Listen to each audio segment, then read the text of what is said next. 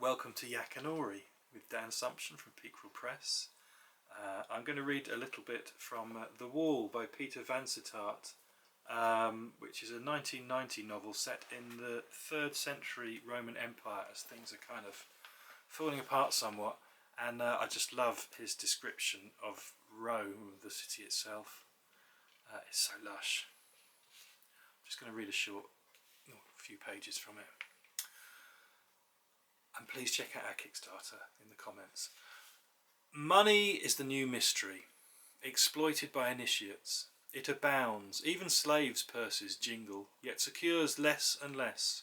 Refulgent emporiums can be empty for weeks, arcades abandoned to whores and sneak thieves. Consignments arrive under armed escort, but promptly vanish, presumably grabbed by the escort. The emperor, fancying himself a plain man's economist, is said to be wanting to meddle with the coinage. Equestrian financiers prudently concealing their scorn.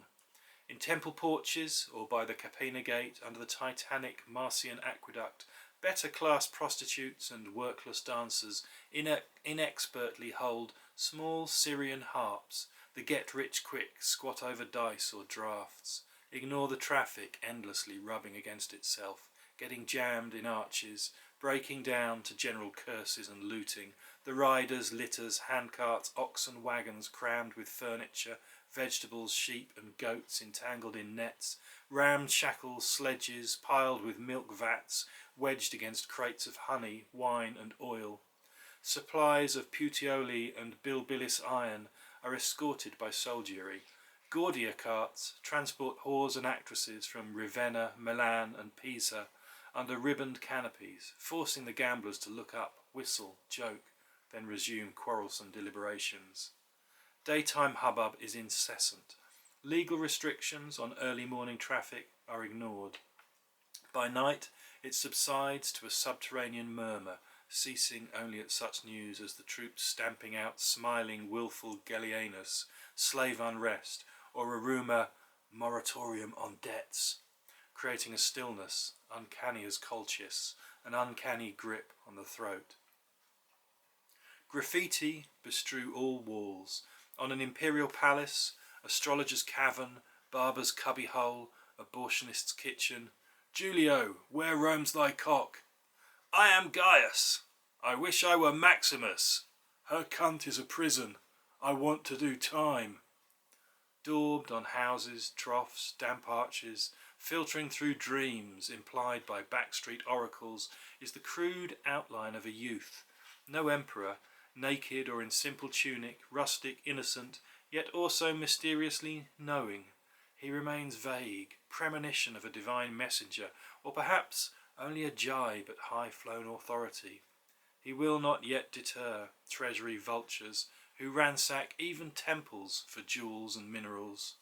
Also, from the high-class booths along the Argilatium, the weighty basilicas of law courts and counting houses of the Forum Romanorum, to the flimsiest riverside cat-house Rome agents, informers, killers hired by landlords and debt collectors, not to mention prominent officers and jurists, ignored by analysts, but stealthily manipulating the city. Newcomers usually avoid the native temples, flocking to the eastern upstarts born of doubtful fathers and lascivious mothers, leering dog-heads, winged serpents, gods with lions' haunches, from infernal realms of poison and treachery, gods dying cruelly, sinking to underworlds, rising to rekindle the world's hope, Isis in the Campus Martius, Lady of Alexandria, glory of women, lighthouse mother, and, attracting bawdy witticisms from masseurs and bath loungers, star of sailors. Orpheus on the Vatican, neighbour of Attis, shepherd of stars, in lolling zodiac-spangled cap, dying castrated under a tree. A disreputable ending, though resurrection followed. Adonis, lover of Venus, Astarte of erotic wiles, Serapis, then Cybele, ruthless Thracian great mother imported against Hannibal. Secluded on the Aventine is the cave of the good goddess, her name known only to women. Surviving, despite hoary prohibitions, is the gilded image of evil Cleopatra, deposited by Julius Caesar on the altar of Venus Genetrix, mother of Aeneas. Installed on the Capitoline preserve of Jupiter is Mithras, light of the world, a soldier's darling, Persian bull-slayer, doubtless a spy of the great king. Stand outside the Mithraeum and listen. You who saved us, having shed your blood, give us eternity. His devotees, like the Stoics, await universal conflagration, a discouraging prospect. Nevertheless, speak softly, for world saviour Aurelian reveres the unconquered sun. Some substance of Mithras has led armies flaunting a sun mitre. This sun, his courtiers jabber, grandly eternal, sees all, exemplifies order, a phenomenon verily imperial. Did not the sun beget Asclepius, healer of nations? Already, erected with inspired headlong swiftness, flanked by victory chariots under eagles, golden or gilded, gleams Aurelian's temple to the unconquered, within which a huge orb glows at midnight, and crouching figures leap up to dance to the sun. By no means a shrine for storing goods or renting fancy buttocks on easy terms. No Roman gravitas lights on Serapis, Anubis, Astarte. Such creatures have long been feared by the magistrates as tempters, deceivers, warlocks. Cybele's temple is known to harbour masked whirling dancers. The poor, imbecile, ill-favoured sacrifice their balls for a few coppers, screeching gratitude to the mother of all. Corrupt loved feasts to crazed, orgiastic flutes. Pipes, drums are celebrated in barely legal temples of Attis and Bacchus. Had not the corrupt Mark Antony hailed himself Bacchus? As for old Roman deities, the sacred flame still lights Vesta's sanctuary. High-nosed jurists brief advocates and exchange documents in Diana's cloisters, but magistrates are protesting against valuable meat being consumed in sacrifices. Near the temple of Jupiter, thundercloud on the Capitoline, is that of Minerva, where, for a fee, you sit between two sacrificial joints which absorb your ague, failure blamed on your own impiety. On a Tiber islet, Asclepius performs cures more unusual, more expensive. North of the Julian Basilica, Venus shelters wealthy courtesans. In Augustus's new forum, half-pay veterans grumble on Mars's steps, though higher, on the Quirinal, dwells the more sedate Mars Romulus. The theology can be left to scholars hunched in Apollo's Palatine library. Crowds listlessly divide for manifold religious processions. Noisy priests of Mars with double-circled shields, white-garbed shavelings, eunuchs of Cybele or Attis with castanets and cymbals, intoning Phrygian hymns, provoking jibes at best sacrilegious. Diana's virgins in groups of 5, their gliding aloofness spectral even in dusty sunlight. Youths taunt the pale women of Ceres, mostly plain, though dedicated to fertility. Preceded by torch-bearers, Jovian flamens in round spiked caps descend the stately Capitoline into stench and uproar, disdainful of marketplace philosophers and Jewish rabbis proclaiming themselves sons of God, or brawling with killjoy Galileans. These mostly gentrified landowners, Hellenized freedmen, profiteering equestrians and indolent scribblers, are unpopular. Honest fellows avoid military service without making a noise about it. Pouting at the unconquered sun as if to extinguish it, they quote learned unreadables and apparently eat children. To punish their curse on Rome, Emperor Decius tried to extirpate them. Indignantly they promised him ruin, which befell. A tricky lot. Their god is a failed magician with abstruse notions of spiritual and physical freedoms, which he practised on naked youths.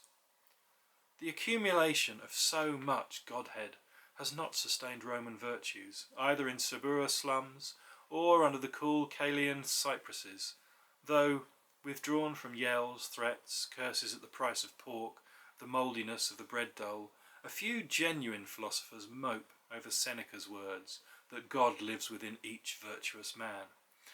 though which god is unknown.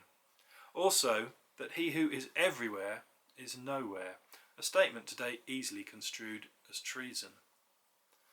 Halfway to heaven, above seething, flammable streets, feigning unawareness of cess fuming from open drains, ladies, fashionable, would-be fashionable, or merely opulent, recline on the decaying Esquiline, gossip on Belvedere terraces, regaled with scandal and intrigue, while within men's faces pucker over reports from mine or shipyard, murex deliveries or failing shares, before the hour to belch over quails and Falernian, pile up coarse jokes like counters, be inspected by marriage brokers, perhaps sicken from fish supplied by lying purveyors from the polluted Tiber, applauded or cursed by crop-head buffoons.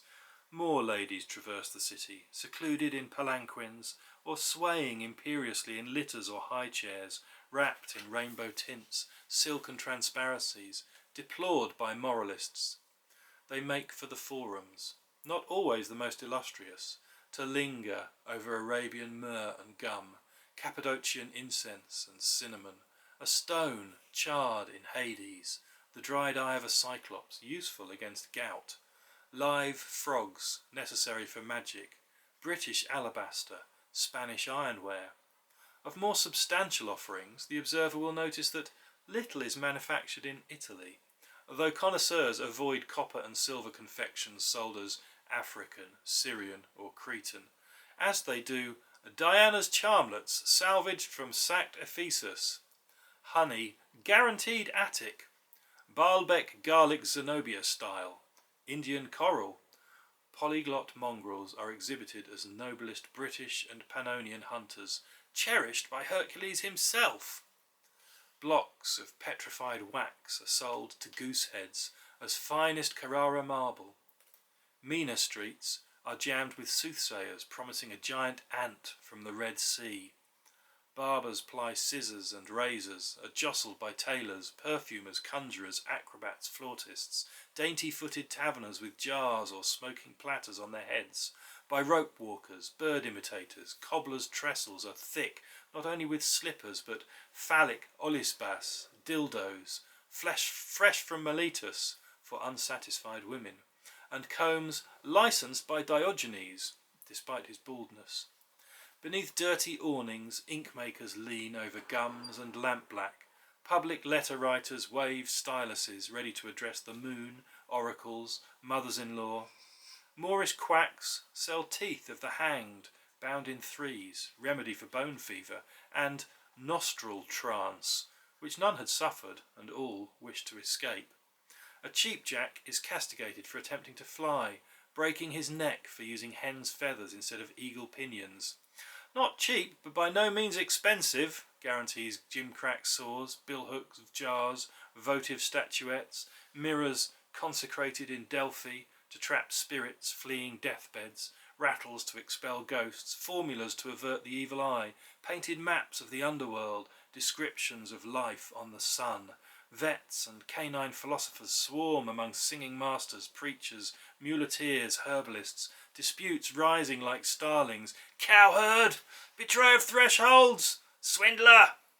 The swaggering, the disfigured, the humble, the crafty, off the sacred way, whores, cheeks red-ochred, legs bared, ankles bangled, ogle from furnaces scooped by haughty wells. Certain doctors sit guarded by ex-boxers or gladiators, professing protection from plague, the one-eyed hag on a donkey. Soldiers hustle felons and runaway slaves to the Mamertine prison. The new and the obsolete are inextricably entwined. The howls in the blood-swamped Flavian amphitheatre had long ago hailed Sulla's political killings, or the desperate human sacrifices to repel Hannibal. Houses reveal the layers of Rome. The lower floors, their balconies combating street filth with potted lavender, belong to the rich, while the higher are successively dingier, more fetid, with dispirited faces at broken windows cajoling water-carriers or night-soilers, then bawling to children playing mora round a dried-up fountain, or opening hands as a litter passes. Hints of a mightier Rome may still haunt lanes darkened by garbage, birds, dogs, pigs, hints from a plundered arcade, pediment deserted by its god, Venus on her scallop shell, Prometheus with flaming crucifix, a gracious arch festooned with delicate stone foliage, overlooking a pauper cemetery, heavy with carrion smells, and but a step away from luscious gardens slanted on the Esquiline. Such remnants resemble a Ciceronian advocate attempting success with elaborately crafted digressions, slyly introduced irrelevancies, dazzling slights, and misleading similes. Mendacious guides gull strangers into believing a pile of stones to be residue of the Pons Sublicius where Horatius defied the Etruscans. In queer, uncoiling movements, beggars move towards you with information of how to reach the bleached altar of Our Lady of Fevers. Legends maunder on about Nero's golden house, burned years ago, its banqueting hall with ceiling on which mobile, gemmed constellations imitated the sky patterns of supernatural encounters in its wooden gardens, now bedraggled between the Palatine and Esquiline. Some blackened wall survives amid nettle and thistle covering, fallen masonry, much of it pillaged to reinforce patrician tombs on the highway, where ghosts abound.